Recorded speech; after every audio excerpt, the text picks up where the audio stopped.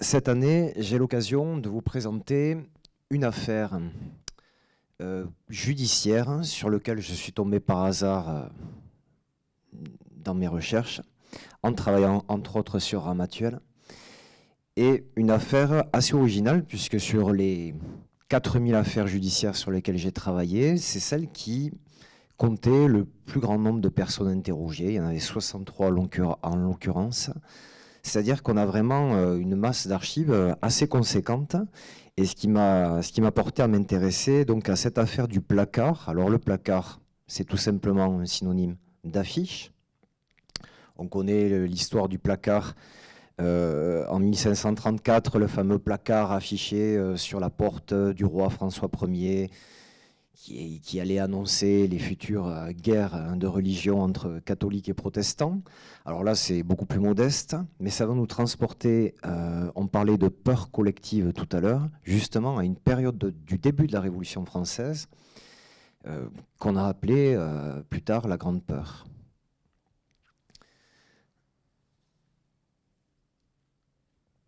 Alors que s'est-il passé ? Le 23 août 1789, donc on est au début de la Révolution française, un placard, une affiche que je vais vous montrer juste après, a été affiché à côté de l'entrée, pas directement sur la porte, à côté de l'entrée de l'église de Ramatuelle. Alors voici le placard en question, c'est assez exceptionnel, il a été conservé justement grâce à l'instruction judiciaire l'année suivante, en 1790, par une juridiction un peu particulière qui n'est pas la justice seigneuriale qui existait dans ce village, la justice seigneuriale de Ramatuelle, mais qui était la prévôté de Provence. Alors la prévôté de Provence, c'est un tribunal c'est l'émanation judiciaire de la maréchaussée. La maréchaussée, c'est l'ancêtre direct de la gendarmerie. Alors, la particularité de ce tribunal d'ailleurs, c'est qu'elle permet d'instruire rapidement une affaire sans possibilité de faire appel. Alors, quelle est cette affiche qui va nous intéresser aujourd'hui? Alors, je vais le lire intégralement. Avis aux habitants de Ramatuelle. Alors, je vais un tout petit peu moderniser certaines tournures de phrases pour être un peu plus compréhensible. Messieurs, je viens d'apprendre ici à Aix que vous avez un nommé Lati, valet de monsieur Désiré d'Audibert, c'est le seigneur de Ramatuelle, qui vient d'écrire en cette ville d'exécrables lettres contre tout le public. Il annonce que vous étiez pire que ce brigand qui règne en ce royaume. Il dit que vous avez fait un tapage fort insolent pour monter cette garde et que vous menaciez de mettre le feu au château. Le château de Ramatuelle étant une assez vaste demeure située en plein cœur du village. Et que vous alliez tous à la chasse, et celui qui n'avait pas de fusil, essayez d'en avoir un. Il a cité l'un et l'autre qui auraient dit telle ou telle chose contre monsieur et madame, les seigneurs de Ramatuelle, pour le faire détruire s'il le peut. Je vous en dirai bien davantage, mais je n'ai pas le temps. Mais je suis fort surpris, messieurs, que vous entreteniez un si barbare, perfide, hypocrite, qui a mérité d'être pendu. Vous voyez, c'est pas très amène vis-à-vis de Honoré Lati. Je vous en dirai le motif. Article 1er. Évadeur de prison de son endroit pour avoir volé des olives et bien autre chose. Deuxièmement, trahi son père pour l'avoir mis à demander son pain de porte à porte jusqu'à sa mort. Troisièmement, voleur des mulets chargés de verre s'évidant à Nice. Quatrièmement, supposeur en faux. Cinquièmement, nier l'argent de l'un et de l'autre. Sixièmement, ruiner son prochain s'il peut le faire. Septièmement, moitié la cause des gens qui sont morts innocents ici à Aix en prison. Parents et amis, femmes et enfants, versez votre indignation sur ce coquin. Huitièmement, sentinelle des portes ou sous les fenêtres pour entendre le discours du public, pour rapporter non la vérité de ce qu'on dit, ou de ce qui est dit, mais encore toutes sortes de mensonges ou menteries dans le texte. Enfin, je ne saurais pas vous exprimer le tort et les désastres qu'il a fait depuis 15 ans qu'il règne dans une si brave communauté, indigne de régner. Ainsi, messieurs, tâchez de purger ce mauvais sang que vous avez dans l'endroit. monter une potence au devant de sa porte. Il ne faut pas le tuer, mais il n'y a rien à risquer de l'étrangler jusqu'à ce que mort s'en suive, afin de vous rendre plus tranquille à l'avenir que par le passé. Pour un ou deux, il ne faut pas qu'une populace n'en souffre. Profitez, messieurs, de cet écriteau et gravez-le dans votre esprit et détruisez ce mauvais et indigne de paraître au devant des honnêtes gens. Et quiconque jouira de sa compagnie sera mis au rang des articles ci-dessus qu'a fait ce malheureux coquin. Et on a cette phrase qu'on voit assez mal ici, mais qui est mieux retranscrite dans d'autres documents. Je certifie est véritable ci-dessus en tout son contenu, le 10 jours, 17 août 1789, signé Blanc, Bâtard et plus bas cherche. Ça reste encore très énigmatique. Donc vous avez bien vu qu'il s'agit d'un placard calomnieux qui critique une personne, Honoré Laty, l'agent du seigneur de Ramatuelle, et c'est également un placard anonyme. Alors, ça va nous intéresser. Ce placard est intéressant à court terme. On va travailler sur deux temporalités. Premièrement, à court terme, qu'est-ce que ce placard nous révèle des tensions sociales qui agitent ce village au début de la Révolution? Mais pour en comprendre le sens, et c'était tout mon travail d'enquête rétrospective, essayer de comprendre le sens de ce placard. Vous avez vu qu'il y a beaucoup de choses qui sont assez énigmatiques, qui demandent à être vérifiées, qui n'ont pas toujours pu l'être, qui sont parfois, qui s'appuient sur des réalités exagérées, peut-être également des choses exagérées, voire des mensonges. Donc on va s'intéresser à un temps court, le temps des semaines qui précèdent l'affichage de ce placard, placardé d'ailleurs le dimanche 23 août, jour de la messe, pour qu'il soit visible par tous, et également un temps un peu plus long, pour essayer de mieux comprendre le sens profond de cette critique.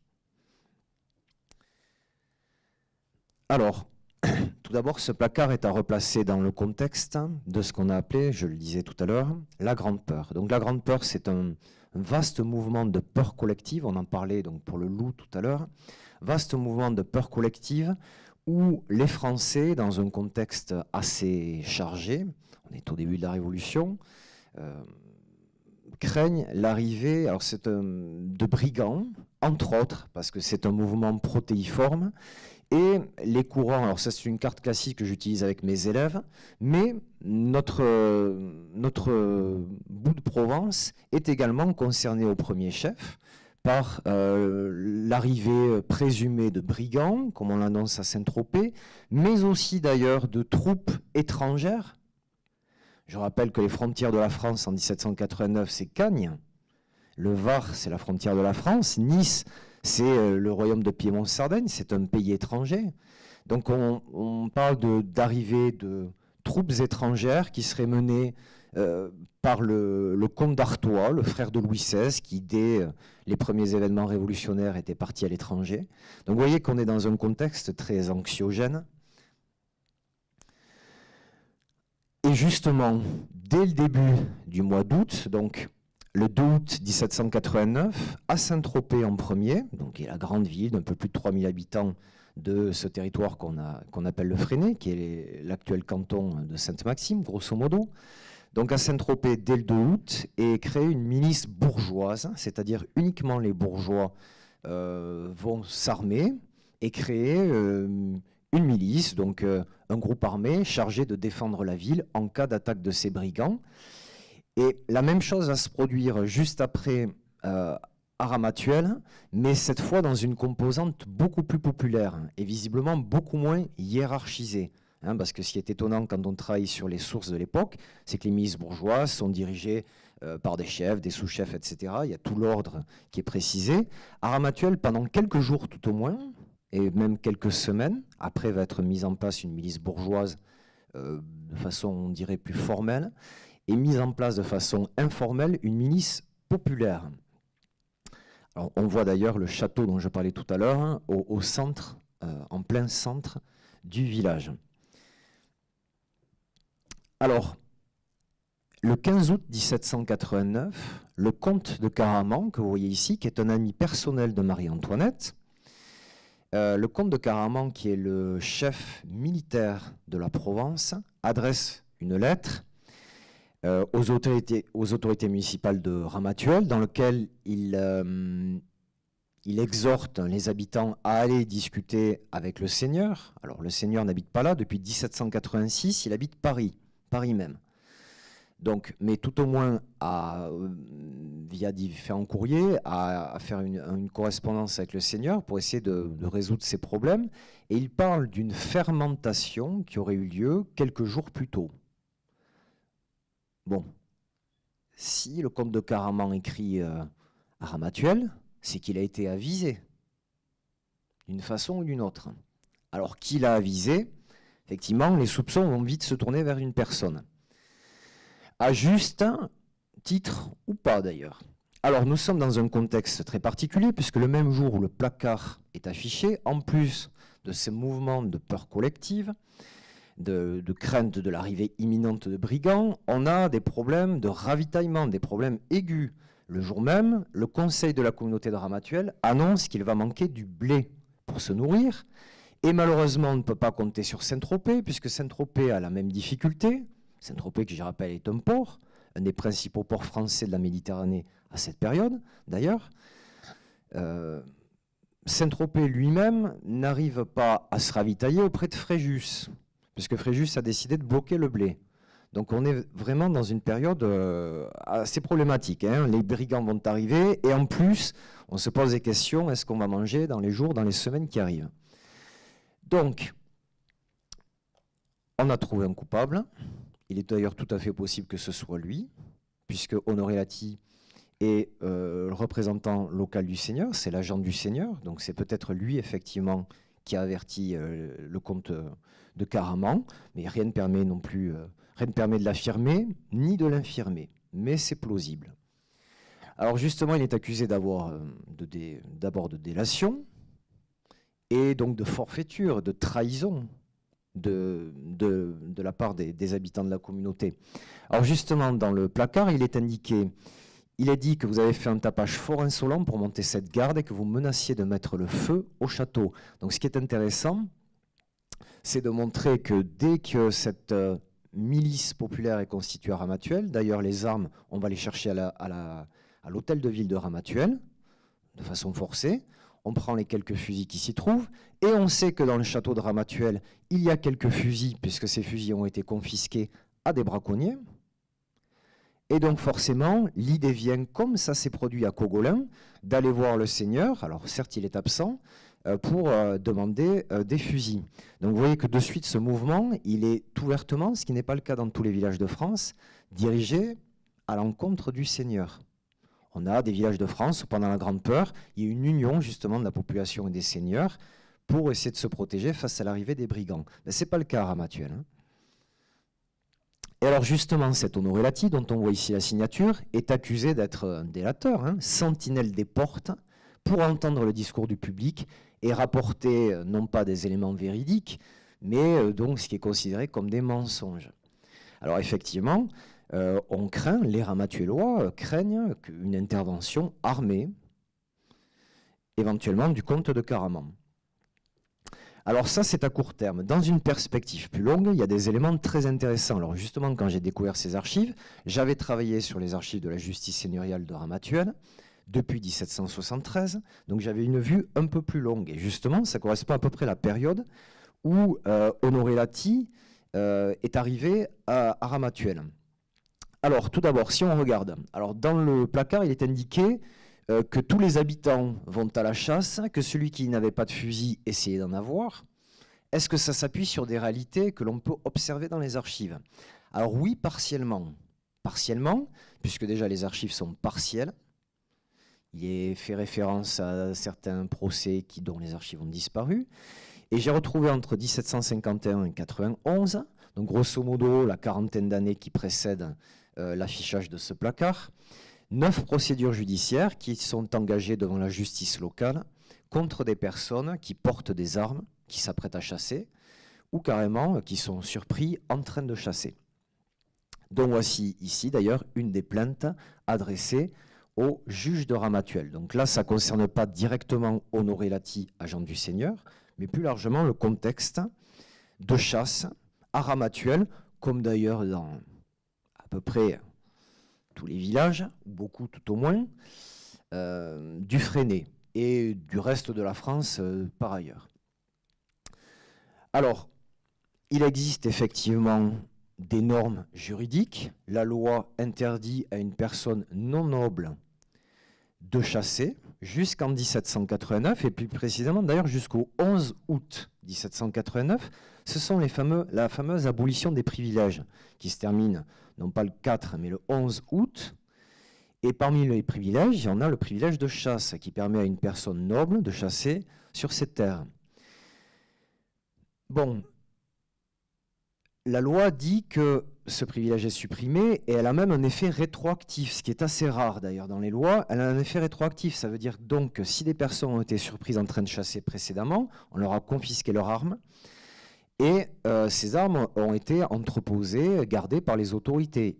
À Ramatuelle, par exemple, dans le château du Seigneur, sont gardées les armes des contrevenants à l'ordonnance des eaux et forêts qui précisait que la chasse était d'une façon générale interdite. Je ne rentre pas dans les détails, il y a de multitudes de contextes locaux un petit peu différents. Alors par exemple, j'ai trouvé justement, ça nous intéresse directement, puisque ça s'est passé ici même, place des Lys. En 1766, j'ai trouvé une affaire de braconnage. Donc des sangliers sont braconnés pour montrer que c'était qu'il y avait des normes, certes juridiques, qui interdisaient la chasse, mais aussi des normes sociales où des gens pratiquent la chasse et le braconnage. Donc on a des sangliers qui sont tués à Ramatuelle et qui sont vendus en douce, la nuit, entre minuit et 3 heures, ici même, place des Lys, moyennant 8 à 15 livres la bête. Et des habitants, des tropéziens qui achètent donc des sangliers. Alors, on voit également dans le placard, je ne saurais pas vous exprimer le tort et les désastres qu'il a fait, que Honoré Laty a fait depuis 15 ans qu'il règne dans une si brave communauté. Alors effectivement, il est arrivé 15 ans plus tôt, la première mention que j'ai trouvée c'est 1774, et on voit progressivement une ascension sociale d'Honoré Laty, qui au départ est un simple garde-chasse. Alors il est né à Montferrat, et il arrive de Montferrat, à 80 km de Ramatuelle. Donc il s'installe là, il est au départ garde-chasse, il se marie avec Dorothée Perronnet, une Ramatuelloise.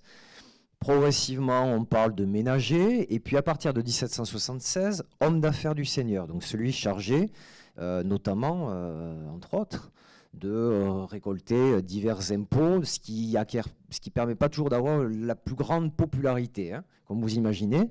Et à partir de 1783, il a le statut de négociant dans les textes, ce qui montre que c'est un marchand enrichi, et ce qui montre donc une progressive ascension sociale qui est relativement mal vue à l'époque.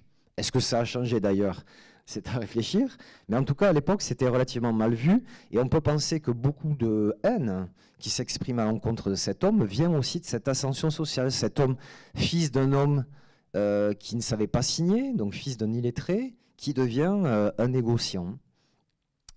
Alors, Laty, c'est d'abord le défenseur des intérêts du Seigneur, parce qu'effectivement, entre son arrivée et 1787, il va faire devant la justice de Ramatuelle 12 dénonciations en justice. Alors là aussi, ça ne permet pas d'être très populaire. Effectivement, vous dénoncez. Alors la plupart des dénonciations, c'est la vache du voisin, ou plutôt la chèvre ou le mouton du voisin, a mangé un petit morceau de blé ou par là, ou a été dans les vignes du voisin. Donc c'est ce qu'on appelle le package abusif. Alors forcément, on imagine qu'il y a des rancunes tenaces au fur et à mesure des années qui se sont exprimées. D'ailleurs, même quelques années, en 1784, juste 5 ans avant la publication, enfin la position de ce placard, il y a eu une altercation dans laquelle Honoré Laty s'est disputé avec une Ramatuelloise et elle l'a traité d'ennemi juré de tous les habitants. Au moins, c'était clair.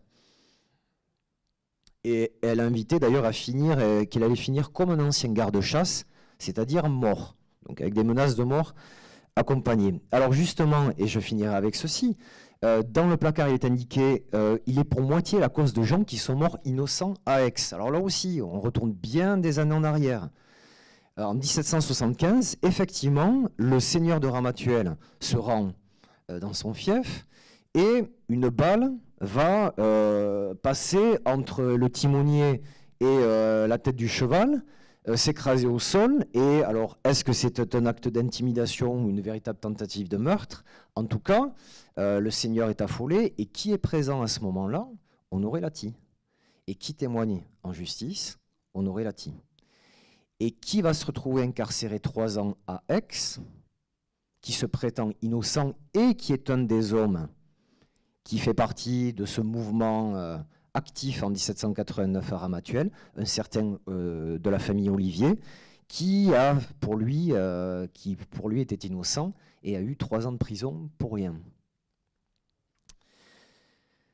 Donc, ah ben voilà, c'est l'heure. Donc, je terminerai. Ça s'arrête plus. Excusez-moi. Donc, je terminerai juste en disant que Honoré Laty, c'est très intéressant puisque c'est la figure archétypale de l'agent du Seigneur Oni, celui qu'on déteste, et son devenir ressemble à celui de la personne dans laquelle il s'est inscrit dans les pas, c'est-à-dire le Seigneur de Ramatuelle. Progressivement, grâce à sa proximité avec le Seigneur, il s'est élevé socialement, et puis forcément arrive la Révolution, et il a connu les difficultés que je viens de vous présenter, qui finira par l'amener en 1791 à quitter la communauté de Ramatuelle. On le retrouve à La Motte, à côté du Muy, aubergiste, et finalement, il reviendra à Montferrat, il mourra à Draguignan quelques années plus tard, et j'ai trouvé également les actes de vente de sa maison et des différentes terres qu'il avait acquises à Ramatuelle. Je vous remercie pour votre attention.